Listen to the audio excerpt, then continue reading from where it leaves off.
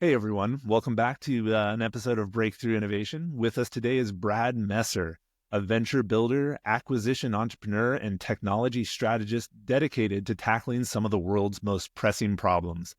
Brad's expertise lies in creating new markets, fostering innovation, and leveraging strategic investments to build impactful businesses. With a focus on AI startups and ventures with the potential for global impact, Brad is on a mission to help entrepreneurs turn their ideas into scalable, world-changing solutions.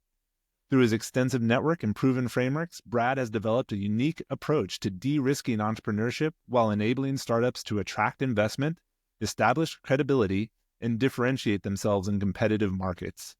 Join us as we delve into Brad's journey, his innovative strategies, and his vision for creating transformative businesses that solve real-world problems. Brad, I'm really excited about this. I think you have a great and unique perspective on innovation and entrepreneurship that will be extremely valuable. So thrilled to have you on the show. Thanks for making the time. Yeah, and thank you for having me, JL. I really appreciate it. Yeah, no problem. So again, we always start off on the same place. I'd love to hear a little bit about where you come from and how you got to where you are now. Okay. So I spent my first 8 years of my career working on IBM's mainframe AI strategy. So I spent a lot of time porting over all of the core middleware that is used in AI, but overall, we embedded that in $3 trillion of volume banking transactions. Of course, you've got the subproduct that's embedded in another product and another, and eventually you get to the point where you have the full solution that is then shipped to clients. But yeah, that's how everything worked. So I ended up there for the first 8 years of my career. Towards the end, I always really liked changing things up a lot, having new experiences, and I'd always really liked applying AI and applied math to real world problems. And that's where I really started delving more into AI. So I did pretty much a self-study on the side, and built up my skills over the course of 2.5, 3 years. And then just, I got to a point where it was just time to go out on my own. And so that's when I left. We've been through a couple different iterations of my consulting company now, and it actually gave me insight into getting other things actually running first, something that's a little bit more stable before trying to ship a more complex offering that is AI. And so, I fell in with some Board of Advisors education program, an investor network, multiple investor networks, and then just kind of kept going. Awesome. No, that's fantastic. I love it. And I know something you said earlier, it's not just about innovation. It's about finding those new markets or creating those new markets. Yeah. So I'm curious, how do you identify those untapped opportunities and what are the takeaways or the ways leaders listening to this podcast can implement those strategies in their organizations? Right. So one of the things I look at because I'm more of a venture builder, so that's more about building new business rather than growing existing business. Okay. That's kind of the difference between venture and then like private equity. Right. But I'm looking at world problems. I'm kind of doing a deep dive, across the problem space to understand, okay, what's out there? How has it been solved today? To what extent and why hasn't it been solved better? So I operate more at like a purely conceptual level even than necessarily getting too much into, the nitty gritty of any particular solution. But so I usually am just diving down in, then I'm using my own knowledge that I've built up over the years to start proposing solutions. And that's, of course, then you propose the solution, then there's a whole lot of work to actually verify that that's a good solution. So then where does that initial opportunity, like, how do you know what problem space to focus on? So areas that I enjoy, for example. So I really enjoy working in healthcare. One of the I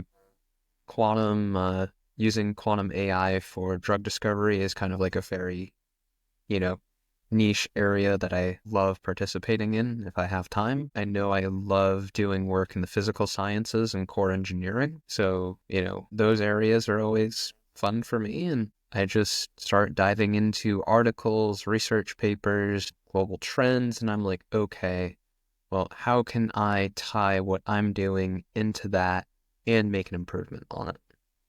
What's your hot topic right now, if you don't mind sharing? Hot topic. Oh, that's the thing. I am a little all over the place, even because I'm kind of more operating at an investor level across multiple businesses. So it's been interesting kind of operating at that level.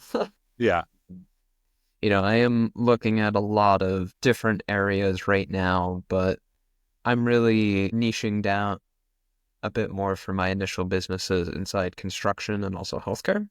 Okay. And, that's just kind of where we're getting started. So, some problems within the construction realm, for instance, is that there's no new blood entering the market. All the old blood is leaving the market. And, the relatively experienced blood that, you know, doesn't get paid as well as they should. And then they're like, oh, look, hey, those technology people are getting paid a lot more for the amount of risk Mhm.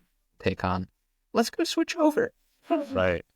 And Yeah. so there's a lot of that, but even tangentially, affordable housing is actually a very interesting problem. Yeah. So how can we take, can we take investor money, for example, and use it to build houses, structure everything as a fixed income annuity, pay back the investors, give people a place to live or rebound to, if they get in dire straits, build Yeah. an education program within the affordable housing to give them a chance to upskill, find a new job, and then maybe even over time, we have the jobs that they can come into and that we can grow them through and even give them, even create like an entrepreneurship and residence program within the businesses that we found. No, I love what you're talking about there, because that's not just a business problem, but it's very much a human problem, a world problem. And I think that's a powerful thing in entrepreneurship. You get to pick the problem you focus on. When you look at that, though, and I'm jumping a little ahead in our questions, I'm curious, like, what is the thought process in terms of balancing profitability, the paying investors back, making money, as an entrepreneur with purpose, and what should leaders be looking at when they're trying to make a meaningful impact, like not only for the world but also in their own life? Yeah, so usually what I'm doing at the outset is I'm taking a look. I'll really have a discussion with investors at the beginning to understand what their needs are. A venture investor is going to be different than a real estate investor. Hmm. You don't go into real estate to make money. You go into real estate to, save your money. It's more of wealth protection rather than wealth generation. Gotcha. And so there's different needs depending on what area you're going into. But you talk to them, start developing a pricing structure that makes sense. If we're going to real estate, for example, okay, well, how much should we charge on rent? How much cash flow do we want per door? Say if we're building multifamily condos, rentals, how much cash flow do we want per door? What's that going to look like to the investors, and is that amenable to their needs? Or, do we need to come up with something else that perhaps could help subsidize the cost and lower rent, but generate profit? Say, I don't know, maybe farming on the land. I don't know. Sure. Maybe it's Yeah. just greenhouses that produce food and can be sold off to local. I don't know. But it's about getting creative with the problem solving and understanding how you can do it. Now, with something that's a little bit more venture backed, okay, what do the venture capitalists need to have a return? How much is the market going to pay for the solution that I'm proposing? How can I use this to solve some world problems? Like, I don't know, maybe the cost of healthcare is really huge. How can I use technology to optimize the unit Right. economics spent on healthcare? Then at the end of that, it's really just about sequencing your plays in a way that build up a profit center that can then enable you to go after further advancement. And this is all taken into account at the beginning. how am I treating the people? How am I treating the investors? How am I treating the community? And how does all of this play within the bigger context of the world problems that we have going on? No, I like that. And kind of, if I'm pulling themes out of what you said, it's going into these things with a really curious mindset, Mhm. trying to understand both sides of the equation and looking for the synergies that are going to let the impact match the business needs. Very much so. No, I like that. I think that's great. Now, as you're kind of going down this path, you kind of emphasize this is more of an iterative approach, which I love. Mhm. And we had talked earlier about this concept of small controlled risks. How does that play a role in this process as you kind of iterate through the business ideas? And how do you identify what small and controlled risks are worth taking? Yeah. The interesting thing is that small controlled risks, of course, is it means different. That statement alone means a lot of different things to Yeah. different people Small to within. one person is not small to someone else. Yeah. Yeah.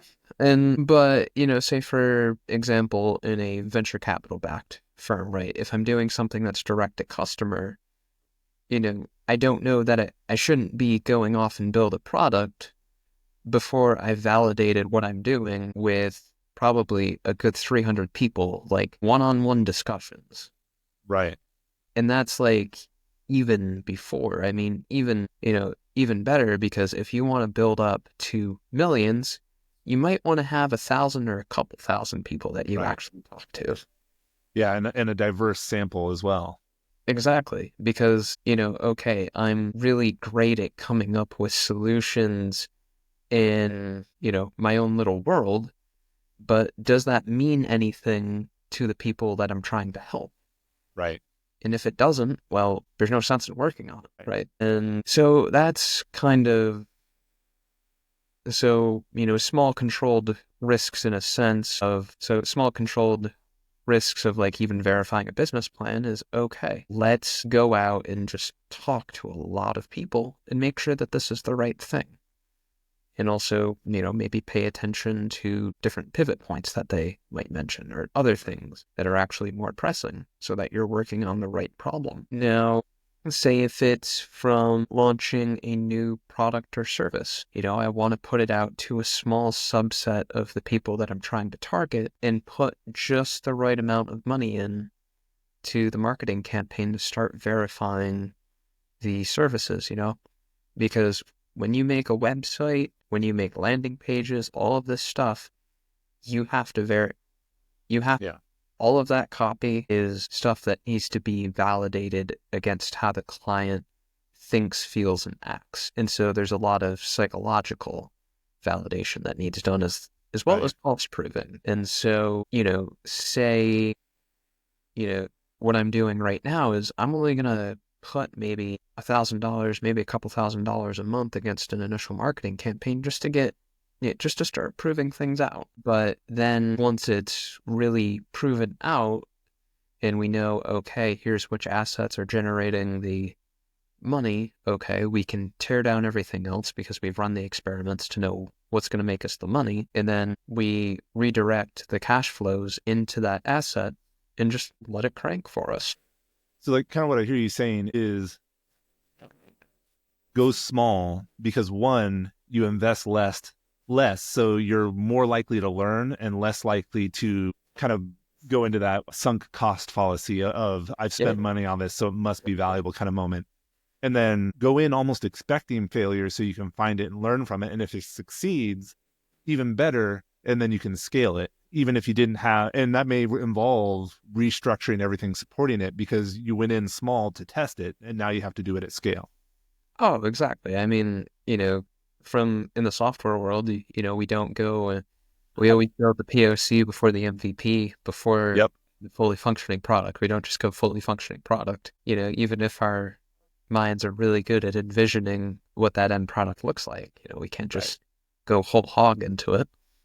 Yeah, no, I agree completely. Brad, this has actually been fantastic. I love every bit of it. Before we wrap up, though, where's the best place for people to get into contact with you if they're looking for some support in venture capital entrepreneurship? Okay, so there's a couple different places. LinkedIn.com/in/Brad Messer is one place. Messer at structure-ai messer.io is a second place. I'll say that again. messer@structure-ai.io for email. Yeah, those are really the two big places that you can find me.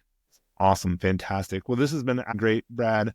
I really appreciate your time. And for anyone who made it all the way to the end of the episode with us, I appreciate your time as well. Please consider leaving a like, a rating, or a review on whatever platform you listen on. And if you know anyone who needs some help in the entrepreneur space or with venture capital, send them this episode, introduce them to Brad, and share the value.